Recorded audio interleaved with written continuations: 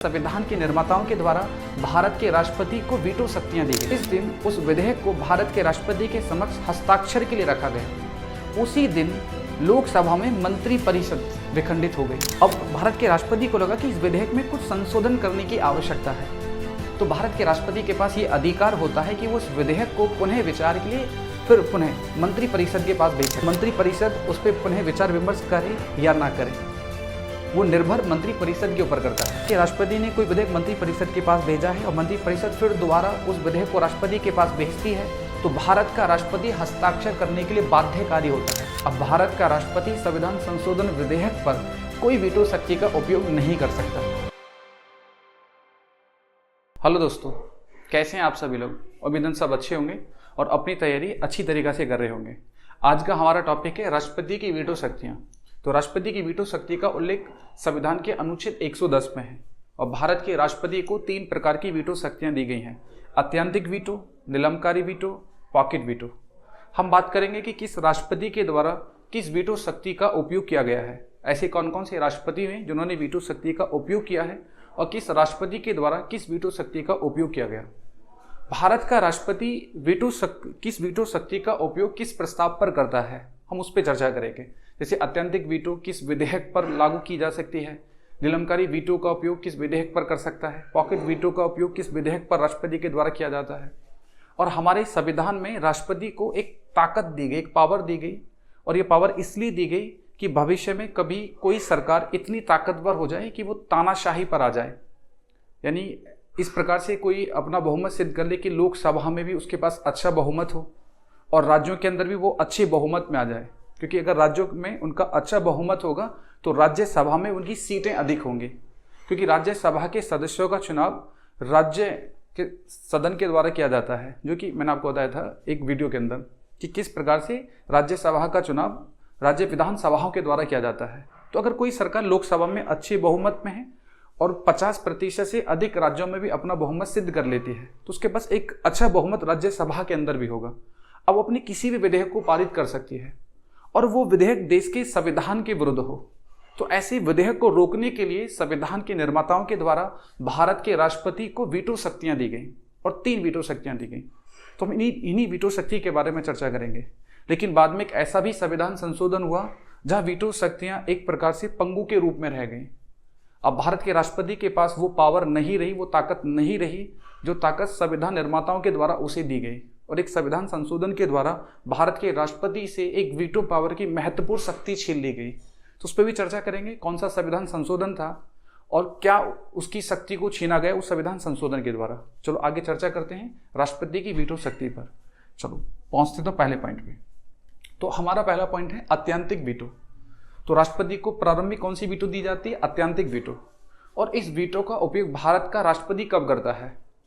तो इस वीटो शक्ति का उपयोग भारत का राष्ट्रपति 2 ही कारण पर कर सकता है। अब पहला कारण क्या होता है कि जब किसी विधेयक को साधारण सदस्य के द्वारा सदन में प्रस्तुत किया जाए। अब साधारण सदस्य कौन होगा? तो साधारण सदस्य उसे कहते हैं जो सांसद होता है, और विशेष सदस्य कौन है? जो मंत्री है, जैसे कैबिनेट मंत्री है, राज्य मंत्री है, उप मंत्री है, वो एक विशेष सदस्य है सदन का। और जो मंत्री पद पर नहीं है वो साधारण सदस्य होता है, यानी एक सांसद। जब कोई सांसद या साधारण सदस्य किसी विधेयक को लोकसभा से पारित करा लेता है और उस विधेयक को राज्यसभा से पारित करा लेता है, तो जब कोई विधेयक लोकसभा और राज्यसभा दोनों से पारित हो जाता है, तो पारित होने के बाद वो भारत के राष्ट्रपति के समक्ष प्रस्तुत किया जाता है। और जब विधेयक राष्ट्रपति के समक्ष जाता है तो राष्ट्रपति के पास 3 ऑप्शन होते हैं। पहला, वो विधेयक को अनुमति दे सकता है, ठीक है, विधेयक को पुनः विचार के लिए भेज सकता है, या विधेयक को अपने पास रोक के रख सकता है। तो उसके बाद 3 होते हैं। अब इनमें क्या होगा? अब देखो, उसने अपने पास साधारण सदस्य ने प्रस्तुत करके भेजा, तो कोई विधेयक जो साधारण सदस्य के द्वारा प्रस्तुत हुआ और वो सदन से पारित हुआ, तो ऐसे विधेयक पर भारत का राष्ट्रपति वीटो शक्ति का उपयोग करके उसे रोक सकता है। ठीक है, साधारण सदस्य के द्वारा कोई विधेयक पारित कर भेजा जाता है। अगर मंत्री परिषद ने भेजा है तो नहीं रोकेगा, तो अत्यंतिक वीटो का उपयोग नहीं करेगा। साधारण सदस्य के द्वारा भेजा जाता है तो वो वीटो शक्ति का उपयोग कर सकता है उस विधेयक को रोकने के लिए। दूसरा, देखो, भारत का राष्ट्रपति उसी मंत्री परिषद की बात को मानने के लिए बाध्यकारी है जो बहुमत में है, और जो मंत्री परिषद विखंडित हो गई है तो उसकी बात को मानने के लिए भारत का राष्ट्रपति बाध्यकारी नहीं होता। तो ऐसा हुआ कि लोकसभा से कोई विधेयक मंत्री परिषद ने पारित कराया, फिर वो विधेयक राज्यसभा से भी पारित करा दिया, और राज्यसभा से पारित होने के बाद वो विधेयक किसके समक्ष जाएगा? भारत के राष्ट्रपति के समक्ष। और जिस दिन उस विधेयक को भारत के राष्ट्रपति के समक्ष हस्ताक्षर के लिए रखा गया, उसी दिन लोकसभा में मंत्री परिषद विखंडित हो गई। और इस बात का समाचार भारत के राष्ट्रपति को पता चला कि अब मंत्री परिषद विखंडित हो गई, जिस मंत्री परिषद ने इस विधेयक को पारित कर भेजा है। तो विखंडित मंत्री परिषद की किसी भी बात को मानने के लिए भारत का राष्ट्रपति बाध्यकारी नहीं होता, तो उस विधेयक पर वो अत्यंतिक वीटो का उपयोग करके रोक के रख सकता है। तो विखंडित सदन की बात को मानने के लिए भारत का राष्ट्रपति बाध्यकारी नहीं होता। तो अत्यंतिक वीटो का उपयोग दो ही कारण पर कर सकता है: साधारण सदस्य के द्वारा कोई प्रस्ताव पारित किया गया हो, और दूसरा पॉइंट, मंत्री परिषद ने कोई विधेयक पारित किया, राष्ट्रपति के समक्ष जब विधेयक रखा गया, मंत्री परिषद उस समय विखंडित हो गई, तो विखंडित मंत्री परिषद की बात को मानने के लिए भारत का राष्ट्रपति बाध्यकारी नहीं होता। तो ये दो कारण होते हैं जिन पे भारत का राष्ट्रपति अत्यंतिक वीटो का उपयोग करता है। तो ऐसे कौन से राष्ट्रपति हैं जिन्होंने अत्यंतिक वीटो का उपयोग किया है? तो वो अत्यंतिक वीटो का उपयोग करने वाले अभी एकमात्र राष्ट्रपति कौन हुए? डॉक्टर राजेंद्र प्रसाद। इनके द्वारा 1954 में अत्यंतिक वीटो का उपयोग किया गया। तो अत्यंतिक वीटो किस राष्ट्रपति के द्वारा उपयोग की गई? डॉक्टर राजेंद्र प्रसाद। चलो आगे बात करते हैं दूसरे पॉइंट पे। अब हमारा दूसरा पॉइंट क्या है? निलंबकारी वीटो। अब निलंबकारी वीटो क्या है? देखो, कोई विधेयक दोनों सदनों के द्वारा पारित करके राष्ट्रपति के समक्ष भेजा गया हस्ताक्षर करने के लिए। भारत के राष्ट्रपति ने उस विधेयक को पढ़ा, विधेयक ठीक था। अब भारत के राष्ट्रपति को लगा कि इस विधेयक में कुछ संशोधन करने की आवश्यकता है। तो भारत के राष्ट्रपति के पास ये अधिकार होता है कि वो उस विधेयक को पुनः विचार के लिए फिर पुनः मंत्री परिषद के पास भेज सकता है कि इस पे एक बार फिर पुनः विचार विमर्श करें। अब वो जब पुनः मंत्री परिषद के पास भेजेगा तो मंत्री परिषद उस पर पुनः विचार विमर्श करे या ना करे, वो निर्भर मंत्री परिषद के ऊपर करता है। उसे लगा कि राष्ट्रपति की बात सही है तो कर भी सकते हैं, उन्हें लगा कि नहीं करेंगे, और उस विधेयक को फिर पुनः भारत के राष्ट्रपति के समक्ष भेज दिया गया। तो एक बार अगर भारत के राष्ट्रपति ने कोई विधेयक मंत्री परिषद के पास भेजा है और मंत्री परिषद फिर दोबारा उस विधेयक को राष्ट्रपति के पास भेजती है, तो भारत का राष्ट्रपति हस्ताक्षर करने के लिए बाध्यकारी होता है। यानी संविधान में लिखा गया कि भारत का राष्ट्रपति किसी भी विधेयक को मंत्री परिषद के पास सिर्फ एक बार सलाह विमर्श के लिए भेज सकता है, सिर्फ एक बार। और यदि मंत्री परिषद उस विधेयक पर सलाह विमर्श नहीं करती है और वो विधेयक दोबारा राष्ट्रपति के समक्ष रखा जाता है, तो राष्ट्रपति हस्ताक्षर करने के लिए बाध्यकारी होता है। अब देखो, राष्ट्रपति को पता है कि अगर मैंने ये विधेयक दोबारा पुनः विचार के लिए भेज दिया, तो मेरी पूरी शक्ति खत्म हो जाएंगी, मैं कुछ नहीं कर सकता इस विधेयक पर, मुझे हस्ताक्षर करना ही होगा, मैं बाध्यकारी हो जाऊंगा। तो इसलिए इस वीटो शक्ति का कोई राष्ट्रपति उपयोग नहीं करेगा, क्योंकि ये तो उस प्रकार की शक्ति है जो उसकी ही ताकत का हनन कर रही है। तो इसलिए निलंबकारी वीटो का किसी भी राष्ट्रपति के द्वारा कोई उपयोग नहीं किया गया। तो अगर कोई भी संविधान संशोधन विधेयक है और राष्ट्रपति उसे पुनः विचार के लिए भेजता है, तो कौन सी पावर के आधार पर भेज सकता है? निलंबकारी वीटो के आधार पर। और एक बार भेजा गया प्रस्ताव पर उसे दूसरी बार हस्ताक्षर करने ही होंगे, और वो संविधान में बाध्यकारी है हस्ताक्षर करने के लिए। तो निलंबकारी वीटो का उपयोग अभी तक किसी भी राष्ट्रपति के द्वारा नहीं किया गया। चलो अगले पॉइंट पे बात करते हैं। अगला पॉइंट है हमारा पॉकेट वीटो। पॉकेट वीटो का मतलब है कि भारत का राष्ट्रपति किसी भी विधेयक को अनिश्चितकालीन समय के लिए अपने पास रोक के रख सकता है। अनिश्चितकालीन, कोई समाप्ति नहीं होती। और पॉकेट वीटो का उपयोग कब करेगा भारत का राष्ट्रपति? देखो, उसे लगा कि सरकार ने एक ऐसा संविधान संशोधन प्रस्ताव किया है जो संविधान के विरुद्ध है, या वो देश की जनता के अधिकारों का हनन करता है, या देश की जनता के विरुद्ध है। उसे पता है कि ये सरकार दोनों सदन में अच्छे बहुमत में है, लोकसभा में भी और राज्यसभा में भी। अब ये दोनों जगह से प्रस्ताव पारित कर सकती, इसे कोई नहीं रोक सकता प्रस्ताव पारित करने से। उसे पता है कि अगर मैंने इस विधेयक को रोक के रख लिया तो ये फिर पुनः मेरे पास विचार विमर्श के लिए आएंगे। अत्यंतिक वीटो का उपयोग कर लिया, फिर मांगने के लिए आएंगे प्रस्ताव को, फिर पुनः पारित कराएंगे, फिर मेरे पास भेजेंगे।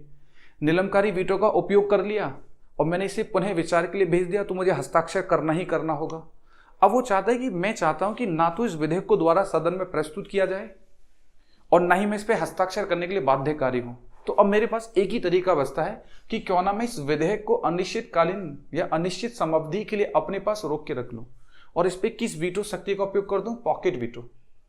और पॉकेट वीटो का जब भारत का राष्ट्रपति किसी विधेयक पर उपयोग करता है, तो अब सरकार उनसे जवाब नहीं मांग सकती कि आप इस विधेयक को कब पारित करेंगे, कब लौटा के देंगे। तो अनिश्चितकालीन का मतलब है कि कोई समअवधि है ही नहीं, कुछ नहीं पता कि कब तक भारत का राष्ट्रपति अपने पास उस विधेयक को रोक के रखेगा। तो जब किसी भी विधेयक को अनिश्चितकालीन समय के लिए भारत के राष्ट्रपति के द्वारा रोक के रखा जाता है तो उसे कौन सी वीटो कहते हैं? पॉकेट वीटो कहते हैं। ये भारत के राष्ट्रपति के पास अधिकार है। लेकिन अगर हम यहाँ पे अमेरिका के राष्ट्रपति की पावर देखें तो अमेरिका के राष्ट्रपति से कहीं ज्यादा पावर हमारे राष्ट्रपति के पास नजर आती है। देखो, अमेरिका का राष्ट्रपति किसी भी विधेयक पर वीटो शक्ति का उपयोग करके उस विधेयक को सिर्फ कितने दिन रोक के रख सकता है? 14 दिन तक रोक के रख सकता है, सिर्फ 14 दिन तक। अगर एग्जाम पूछता है कि अमेरिका के राष्ट्रपति के द्वारा किसी भी विधेयक को अधिकतम कितने दिन तक वीटो शक्ति के द्वारा रोक के रखा जा सकता है, तो कितने दिन तक रख सकता है? वो 14 दिन तक रोक के रख सकता है।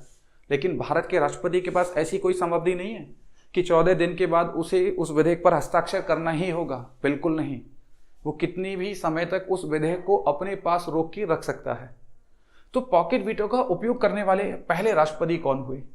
तो पॉकेट वीटो का उपयोग सर्वप्रथम 1984 में डॉक्टर ज्ञानी जेल सिंह के द्वारा किया गया।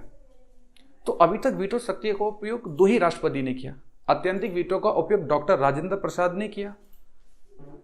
पॉकेट वीटो का उपयोग 1984 में डॉक्टर ज्ञानी जेल सिंह के द्वारा किया गया। तो 2 राष्ट्रपति हुए। अब इसमें एक संविधान संशोधन भी हुआ, जो संविधान संशोधन उस समय की तत्कालीन प्रधानमंत्री इंदिरा गांधी के द्वारा किया गया। और वो संविधान संशोधन क्या था? तो था 24वां संविधान संशोधन 1971 में हुआ। और इस संविधान संशोधन में उस समय की सरकार ने लिखा कि कोई संविधान में अगर कोई संशोधन किया जाता है, यानी मंत्रिपरिषद संविधान में कोई भी संशोधन करती है, तो संविधान संशोधन विधेयक पर भारत का राष्ट्रपति किसी भी वीटो शक्ति का उपयोग नहीं कर सकता। यानी अगर संविधान में हम कोई भी बदलाव कर रहे हैं, कोई भी फेरबदल कर रहे हैं, तो वहां भारत का राष्ट्रपति वीटो शक्ति का उपयोग नहीं करेगा। वो हस्ताक्षर करने के लिए बाध्यकारी होगा, वो हस्ताक्षर करेगा ही करेगा। अब यहां से राष्ट्रपति की शक्ति का हनन हो गया। देखो, संविधान निर्माताओं ने तो उसे अधिकार दिया था कि वो संविधान संशोधन विधेयक पर भी वीटो शक्ति का उपयोग कर सकता था, अपने पास रोक के रख सकता था, पॉकेट वीटो का उपयोग कर सकता था, अत्यंतिक वीटो का उपयोग कर सकता था, निलंबकारी वीटो का उपयोग किया जा सकता था। अब नहीं कर सकता वो, कि संविधान संशोधन के द्वारा राष्ट्रपति से शक्ति को छीना गया। 24वां संविधान संशोधन 1971 के द्वारा। और भाई, ये बहुत इंपॉर्टेंट संविधान संशोधन है। एग्जाम में एग्जामिनर पूछता है कि कौन सा संविधान संशोधन हुआ जिससे भारत के राष्ट्रपति से वीटो शक्ति पर, संविधान संशोधन विधेयक पर वीटो शक्ति का उपयोग करने से वंचित कर दिया गया। तो 24वें संविधान संशोधन 1971 के द्वारा। अब भारत का राष्ट्रपति संविधान संशोधन विधेयक पर कोई वीटो शक्ति का उपयोग नहीं कर सकता। अब वो क्या है?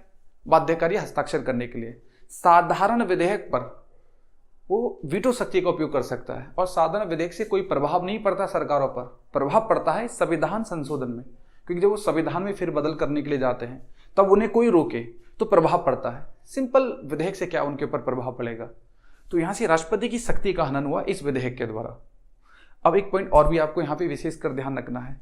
देखो, किसी भी विधेयक पर यदि राष्ट्रपति वीटो शक्ति का उपयोग करता है तो वो विधेयक सदन में तभी प्रस्तुत किया जा सकता है तब उस विधेयक को राष्ट्रपति के द्वारा अनुमति दी जाए। ऐसा नहीं है राष्ट्रपति ने वीटो शक्ति का उपयोग किया और उसके बाद फिर सदन उस प्रस्ताव को प्रस्तुत करने के लिए आ गया, बिल्कुल नहीं। तब तक भारत का राष्ट्रपति उस विधेयक को पुनः लाने के लिए अनुमति नहीं देगा, वो विधेयक सदन में नहीं आएगा। तो दोबारा सदन में वो तभी प्रस्तुत करने के लिए रखा जाएगा जब भारत का राष्ट्रपति उसे अनुमति प्रदान करेगा। ये बात भी आप विशेषकर ध्यान रखना। तो आप समझे होंगे कि किस प्रकार से कौन सी वीटो शक्ति का उपयोग भारत के राष्ट्रपति के द्वारा किया जाता है और कौन से संविधान संशोधन के द्वारा उसे संविधान संशोधन विधेयक पर वीटो शक्ति उपयोग न करने से वंचित कर दिया गया। अब एक क्वेश्चन और भी पूछ लेता है कि धन विधेयक पर क्या भारत का राष्ट्रपति वीटो शक्ति का उपयोग कर सकता है? तो धन विधेयक पर भारत का राष्ट्रपति कोई वीटो शक्ति का उपयोग नहीं करता है। धन विधेयक पर भारत के राष्ट्रपति को हस्ताक्षर करना ही होता है, क्योंकि धन विधेयक प्रस्ताव को प्रेजेंट करने से पहले, प्रस्तुत करने से पहले भारत के राष्ट्रपति से ही अनुमति ली जाती है। तो धन विधेयक को भी भारत का राष्ट्रपति नहीं रोक सकता, उस पर उसे हस्ताक्षर ही करना होगा। और न ही किस प्रस्ताव को रोकेगा? संविधान संशोधन विधेयक को।